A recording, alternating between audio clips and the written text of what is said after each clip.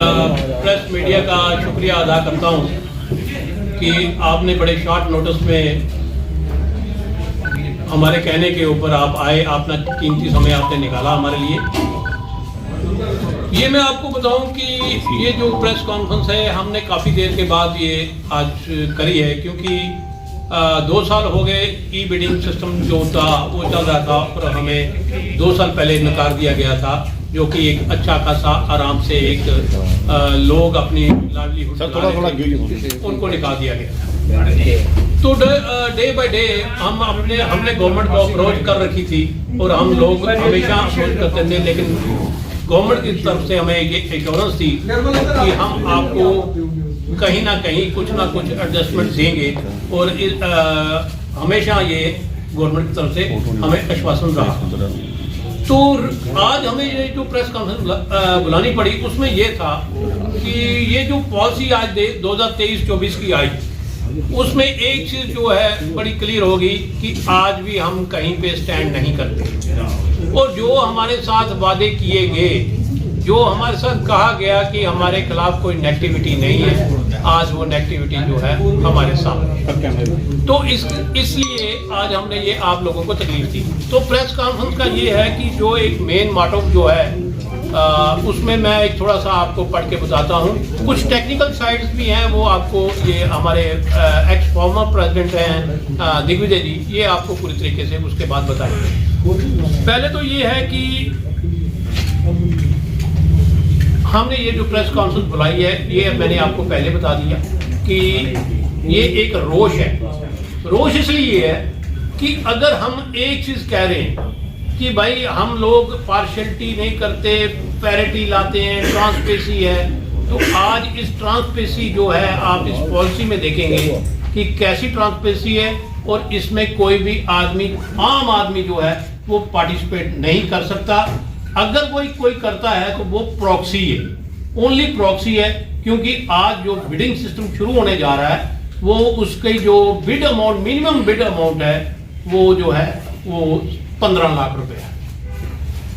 पहले तो 15 लाख रुपया एक आदमी की जेब में होना चाहिए,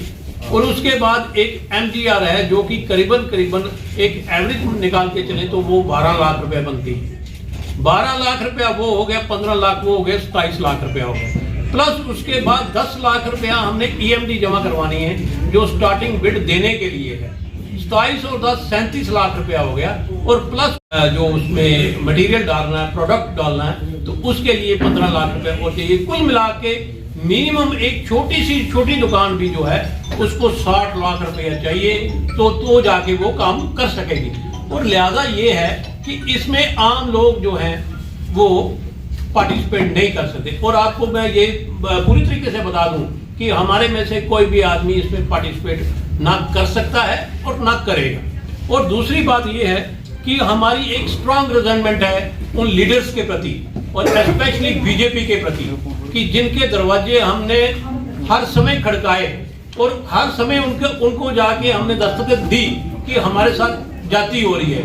वर्बली उन्होंने लिप सिंपैथी हमारे साथ रखी, और उन्होंने ये कहा कि आपके साथ गलत हुआ, ये जो सिस्टम लाया गया, ये मूव जो है बिल्कुल गलत है, लेकिन वो कुछ कर नहीं पाए और ना उन्होंने कुछ किया, हमारे लिए कुछ नहीं किया। और तीसरी चीज ये है कि हम उन लीडर्स के लिए भी, उन तमाम पॉलिटिकल पार्टीज जो हैं,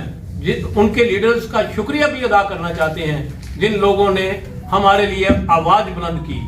चाहे वो नेशनल कॉन्फ्रेंस हो, PDP हो, अपनी पार्टी हो, आम आदमी पार्टी हो, आजाद साहब हो, उन्होंने हर समय हमारे बात को आगे रखा, लेकिन गवर्नमेंट ने उस पर भी ध्यान नहीं दिया।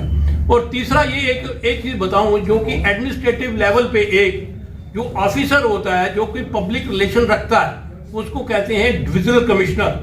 एट प्रेजेंट जो डिविजनल कमिश्नर है, हमने उनको रिप्रेजेंटेशन दी और उन्होंने बड़े अच्छे ढंग से हमारी बात सुनी, और उनका भी हम थैंक्स करना चाहेंगे। उन्होंने हमारी जो ग्रीवेंसेस थे उनको आगे कंसिडरेशन के लिए फॉरवर्ड किया। तो लिहाजा ये है कि हम लोग जो हैं, हम जाएं कहाँ। हमारे साथ कमिटमेंट की गई कि हम आपको कुछ ना कुछ इस बार जरूर देंगे, लेकिन लास्ट मोमेंट के ऊपर वो कुछ नहीं कर सके। इसका मतलब ये होगा कि अगर कोई ऑफिसर, एक ऑनेस्ट ऑफिसर या ऑनेस्ट ऑफिसर्स जो हैं वो एक काम को, एक अच्छे काम को करना भी चाहते हैं, लेकिन कहीं पे उनमें बेबसी नजर आए तो इसका मतलब ये समझ लीजिए कि परले जो है वो तय है। और एक चीज और मैं जम्मू के वासियों को ये कहूंगा कि एक शेर के माध्यम से कहूंगा कि एक अपना शकील आजमी साहब का ये अपना शेर है कि दर्द की हद से गुजारे तो सभी जाएंगे, दर्द की हद से गुजारे तो सभी जाएंगे, जल्द या देर से मारे तो सभी जाएंगे, नदियां लाशों को पानी में नहीं रखती, किनारे तो सभी जाएंगे, चाहे जितनी भी ऊंची बुलंदी पे कोई पहुंच जाए,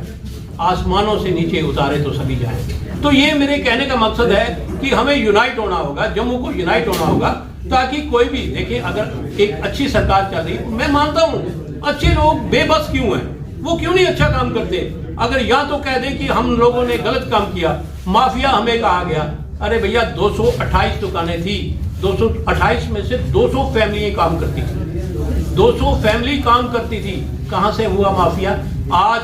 8-10 लोग जो हैं वो पूरा ट्रेड चला रहे हैं और माफिया हमें कहा गया, और इतनी गलत प्रोपोगंडा हमारे अगेंस्ट किया गया। आज हमारी पूरी फैमिलियां जो हैं वो तबाह हैं, हमारे लोग कोई काम नहीं कर सके, और आज जो जिन लोगों ने छोटा मोटा काम शुरू किया भी, वो भी उसमें जाके 50 की उम्र के बाद जाके कौन काम कर सकेगा। आज बच्चे हमारे दरबदर हैं, पढ़े लिखे बच्चे दरबदर हैं, और हमें बिल्कुल इस गवर्नमेंट से ये अब